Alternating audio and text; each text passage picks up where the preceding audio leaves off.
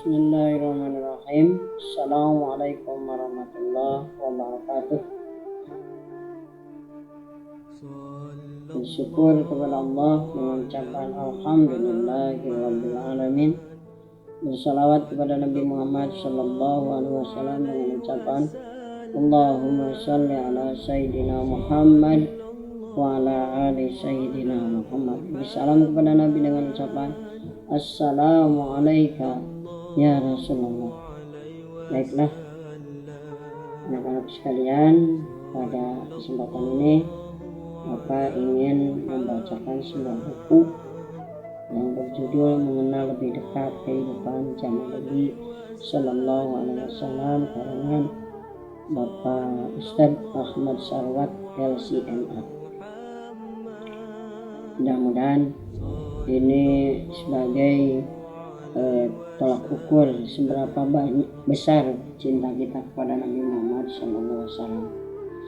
Baik, mengenal lebih dekat kehidupan zaman Nabi SAW, di mana isinya satu mukadimah, satu makanan, pakaian, rumah, WC, kamar mandi, masjid, pasar, uang, kendaraan, mushaf, iklim, dan kesimpulan.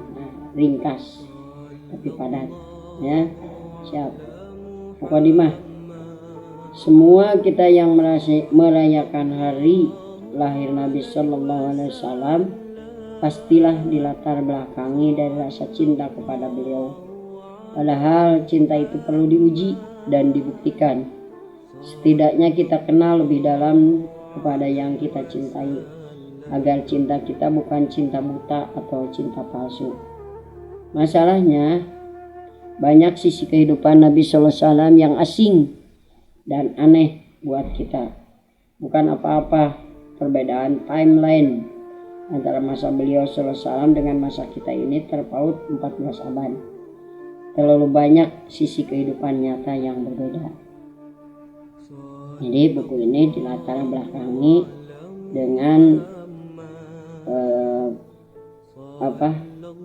mengingatkan kepada kita bahwa kita itu betul nggak cinta kepada Nabi. Padahal cinta kepada Nabi itu perlu diuji. Apakah kita mengenal Nabi hanya cerita atau hanya ngomong doang, ya. Kita buktikan. Baik. Kita mengenal makanan Rasulullah SAW di zaman itu 14 abad yang lalu.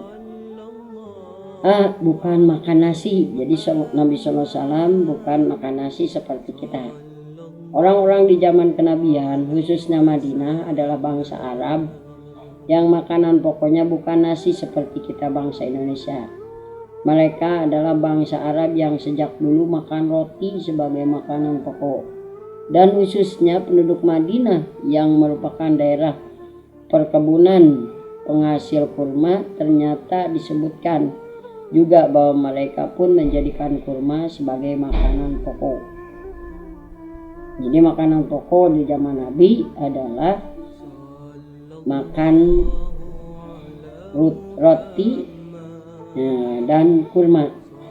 Disebut makanan pokok maksudnya bukan sekedar makanan camilan atau makanan kecil, tapi makanan yang bisa dijadikan nutrisi dan andalan penyambung hidup secara normal. Dalil, ya. Di antara dalil yang menjelaskan hal itu bisa kita lihat dari jenis pemberian zakat dan sedekah di masa itu. Ternyata zakat fitrah yang Nabi SAW bagikan kepada fakir miskin itu bukan berupa beras dan bukan pula uang, melainkan gandum dan kurma. Gandum itu bahan baku roti yang jadi makanan pokok mereka. Jadi buktinya yaitu dengan adanya zakat fitrah, ya, yaitu berupa gandum dan kurma. Zakat fitrah. Faroda Rasulullah sallallahu alaihi wasallam zakat al-fitri min Ramadani ala nasi do so'an min tamrin aw so'an min sa'irin ala kulli hurrin aw abdin zakarin aw unsa minal muslimina. Dari Abdullah bin Umar radhiyallahu anhu bahwa Rasulullah SAW memfardukan zakat fitri bulan Ramadan kepada manusia sebesar 1 sok kurma atau syair, yaitu kepada setiap orang merdeka, budak laki-laki dan perempuan dari orang-orang muslim. Hadis riwayat jamaah kecuali Ibnu Majah dari hadis Ibnu Umar. Adu an kulli hurrin wa abdin saghirin aw kabirin nisfi so'in min burin so'an min samarin aw sa'irin. Bayarkan untuk tiap-tiap orang yang merdeka, hamba, anak kecil atau orang tua berupa setengah sok bur atau 1 sok kurma atau tepung syair, ya. Kemudian hadis yang selanjutnya dari Abi Sa'id Al-Khudri radhiyallahu anhu berkata, kami mengeluarkan zakat fitri ketika dahulu Rasulullah bersama kami sebanyak 1 sok to'am hintan atau 1 sok kurma atau 1 sok syair atau 1 sok zabih atau 1 sok akid, dan aku terus mengeluarkan zakat fitrah sedemikian itu selama hidupku. Hadis riwayat jamaah di kitab Nailul Athar. Kemudian buktinya yang kedua, ketika ada sahabat yang melanggar larangan berjima siang hari bulan Ramadan, ada ketentuan harus membebaskan budak atau kalau tidak mampu harus berpuasa 2 bulan berturut-turut. Dan kalau tidak mampu juga maka wajib memberi makan kepada fakir miskin sebanyak 60 orang. Kan dia tetap lihat makanannya. Dari Abi Hurairah radhiyallahu an bahwa seseorang mendatangi Rasulullah SAW dan berkata, celaka aku ya Rasulullah, apa yang membuatmu celaka? Aku berhubungan seksual dengan istriku di bulan Ramadan. Nabi bertanya, apakah kamu punya uang untuk membebaskan budak? Aku tidak punya. Apakah kamu sanggup puasa 2 bulan berturut-turut? Tidak. Apakah kamu bisa memberi makan 60 orang fakir miskin? Tidak. Kemudian duduk, lalu dibawakan kepada Nabi sekeranjang kurma. Maka Nabi berkata, ambillah kurma ini untuk kamu sedekahkan. Orang itu menjawab lagi, haruskah kepada orang yang lebih miskin dariku? Tidak ada lagi orang yang lebih membutuhkan di barat atau di timur kecuali aku. Maka Nabi SAW tertawa hingga terlihat giginya, lalu bersabda, bawalah kurma ini dan beri makan keluargamu. Hadis riwayat Bukhari dan Muslim. Subhanallah. Begitulah kedermawan Nabi, dan begitulah kasih sayang Nabi ingin membebaskan umatnya dari dosa dengan cara yang sangat-sangat bijaksana, ya. Dia tidak punya uang, termiskin, kemudian dia melanggar aturan Allah, kemudian juga dia tidak sanggup untuk puasa berturut-turut 2 bulan, kemudian membebaskan budak 60 orang fakir miskin. Kata Nabi, udah kamu sedekahkan ini. Dan dia bilang, nggak ada yang lebih miskin daripada aku, dan tidak ada yang pantas menerima sedekah selain aku.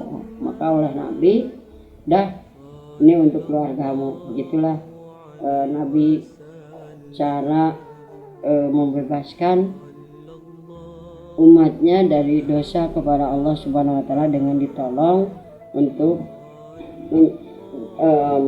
menyedekahkan kurma, ya, dan kurmanya itu dimakan oleh keluarganya. Allahu Akbar. Nah ini kita jadi tahu betapa makanan pokok waktu itu ketika zaman Nabi adalah kurma dan gandum. Baik. Nah, A, B, B-nya apa ya tadi? Oh, ini Mbak C. B-nya apa?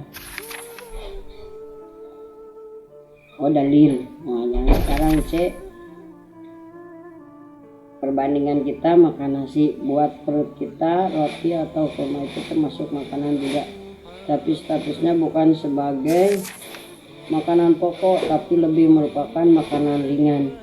Kadang disebut sebagai camilan, dan di mana-mana yang namanya camilan itu bukan makanan pokok.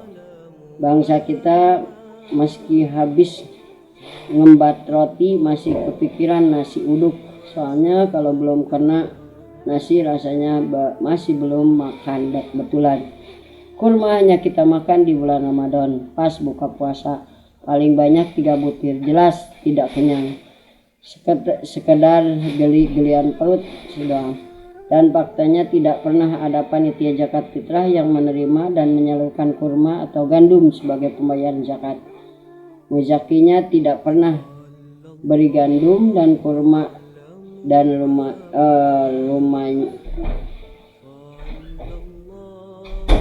rupanya mustahiknya pun tidak pernah menagih jatah gandum dan kurma. Toh tidak ada mereka jadikan sebagai makanan pokok juga. Jadi buat apa menuntut? Pertanyaannya adalah apakah kita sebagai pencinta Nabi SAW juga harus mengubah pola makan kita dari nasi menjadi roti atau kurma? Ini hebat ya. Diakhiri dengan pertanyaan, kalau bukti cinta kepada Nabi, apakah kita harus mengikuti makanan pokok Nabi?